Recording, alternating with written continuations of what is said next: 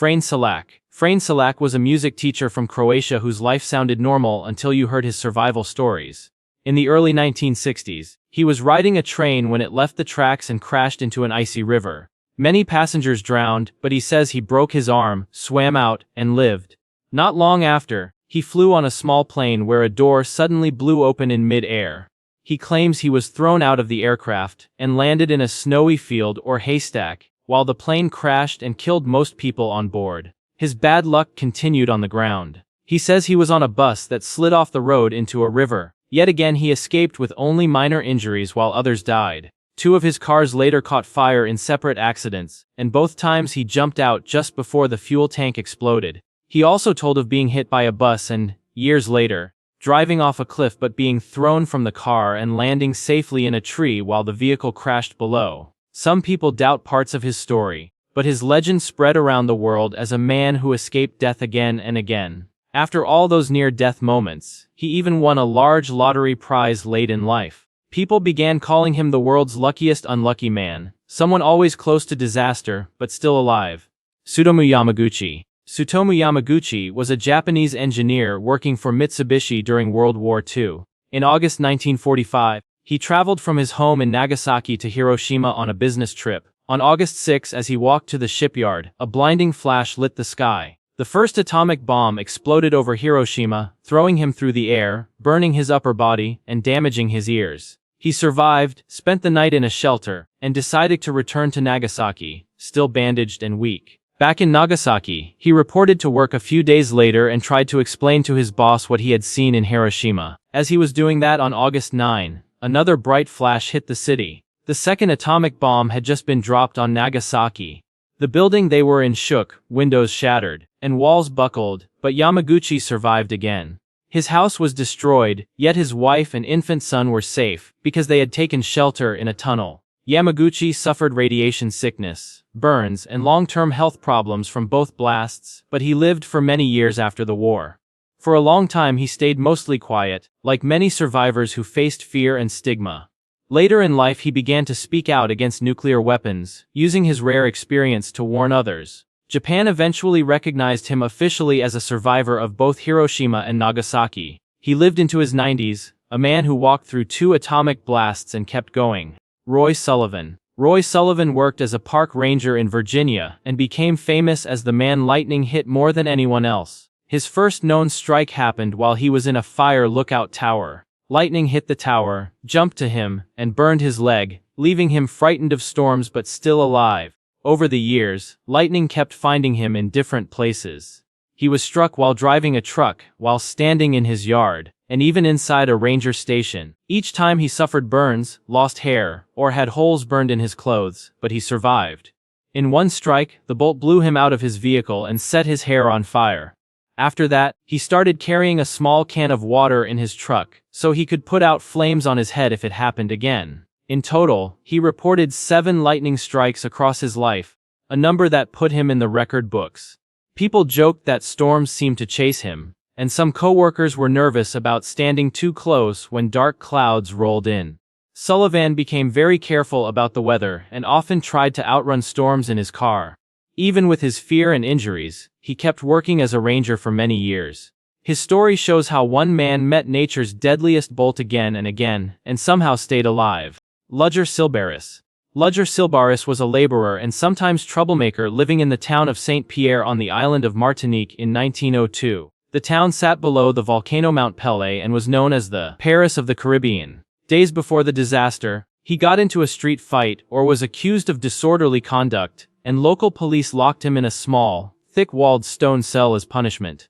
The cell had no window, just a tiny opening for air and food. On May 8, 1902, Mount Pelée erupted with almost no warning. A burning cloud of gas ash and rock rushed down the mountain and hit Saint Pierre at incredible speed. The blast flattened buildings, set the town on fire, and killed nearly everyone within minutes.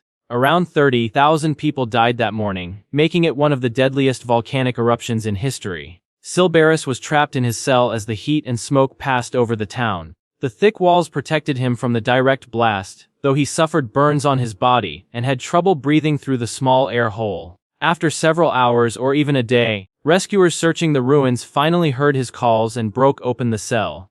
He emerged burned, thirsty, and shocked, but alive in a city of the dead. Later, he traveled with a circus, showing his scars, and telling the story of how being locked in jail ended up saving his life. John Lee. John Lee was a young Englishman working as a servant in the late 1800s. In 1884, his employer, an elderly woman named Emma Keese, was found murdered in her home, which had also been set on fire. Lee was accused of the crime based on weak evidence and soon found himself on trial. Despite his protests of innocence, a jury found him guilty, and he was sentenced to death by hanging. On the day of his execution in 1885, Lee was brought to the gallows in the prison yard. The hangman placed the rope around his neck and stood him on the trapdoor, which was supposed to drop when a lever was pulled. The lever was pulled, but the trapdoor did not open. Officials checked the mechanism and tried again. A second time, the trap failed. After more adjustments, they tried a third time, and once again the trapdoor would not move. After 3 failed attempts in front of witnesses, the authorities became uneasy. They decided that the execution should not go ahead. Lee's death sentence was changed to life in prison instead. Years later, he was released after serving a long term and lived quietly, still claiming he had not committed the murder. The public began calling him the man they couldn't hang, and his case became a famous example of a possible miracle, or at least a very lucky mechanical failure. Winston Churchill. Winston Churchill, who later led Britain in World War II, faced death many times before he became a famous leader. As a young man, he served as a soldier and war reporter, seeking adventure on battlefields around the world. During the Boer War in South Africa, he was traveling on a train that came under attack. The train was derailed, and he was captured by enemy forces. Facing a grim future as a prisoner, he managed to escape from the camp, travel secretly across hostile territory, and reach safety, which made him a hero in British newspapers. In World War I, Churchill visited the front lines in France and Belgium, where artillery and machine guns killed thousands. He could easily have been hit like many others. During World War II, as Prime Minister, he was often near danger again. German bombers attacked London and other cities in the Blitz. Churchill sometimes went onto rooftops or walked through damaged streets, soon after raids to see the destruction and encourage people, even when it was not completely safe. There were also plots to assassinate him, and he survived minor car accidents and health scares throughout his long career. Each time, he carried on, often joking about his luck. By the time he died in 1965 at an old age, many people felt that he had cheated death more than once in order to be around when his country needed him most. Vesna Vulović. Vesna Vulović was a young flight attendant from Yugoslavia who became famous for surviving an almost impossible fall. In January 1972, she was working on a flight from Copenhagen to Belgrade when the plane suddenly broke apart in mid-air over Czechoslovakia. Investigators later believed a bomb had exploded on board. The aircraft split, and passengers and crew were thrown out at a great height. Somehow, Vesna ended up trapped in a section of the fuselage that remained partly intact. That piece of the plane fell into a snowy forested area and hit the ground. Rescue teams found her badly injured but still alive while everyone else on the flight had died. She suffered a fractured skull, broken legs, a crushed spine, and many other injuries, and she spent a long time in the hospital, including time in a coma. Doctors did not expect her to fully recover, but she slowly learned to walk again, though she was left with a limp and some lasting health problems. She was later recognized by the Guinness World Records for surviving the highest fall without a parachute. Vesna became a kind of national symbol of endurance, and also spoke out for peace and against violence in her country. Despite the trauma, she lived for many years after the crash, a living reminder that sometimes people can survive events that seem completely unsurvivable. Anatoli Bugorski. Anatoli Bugorski was a young Soviet scientist working with a powerful particle accelerator called the U-70 in the 1970s. This machine fired high-energy proton beams used for physics experiments. One day in 1978, Bugorski was checking equipment when a safety system failed and the beam activated while his head was in the wrong place. The beam passed straight through the back of his head and exited near his nose. He reported seeing a flash brighter than 1,000 suns but feeling no pain at that moment. Later, his face began to swell, and the skin along the beam's path developed burns. Doctors realized he had been exposed to a massive dose of radiation that should normally be fatal. They expected him to die soon from radiation sickness. Instead, while he did become very ill, he survived. Half of his face became paralyzed, and he lost hearing in one ear, but his mind stayed clear, and he managed to finish his studies. Bugorski continued working in science for many years after the accident, though he struggled with health issues and seizures. His case became famous because it showed a human surviving a direct hit from a particle accelerator beam, something almost no one thought possible. He lived quietly in Russia, a rare example of someone who literally had science's most dangerous tool pass through his brain and still lived to tell the story.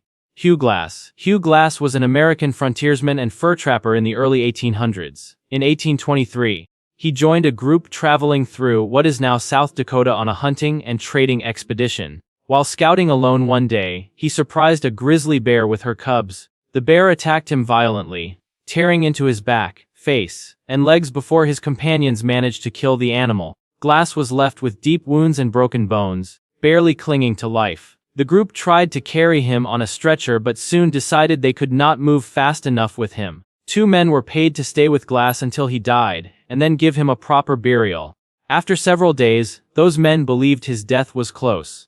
Fearing attacks from native tribes, they took his rifle and gear, left him in a shallow grave, and rejoined the main party, reporting him dead. Glass did not die. Slowly, he regained enough strength to crawl. He set his broken leg, wrapped himself in a bear hide, and began dragging himself toward the nearest settlement, more than 300 kilometers away.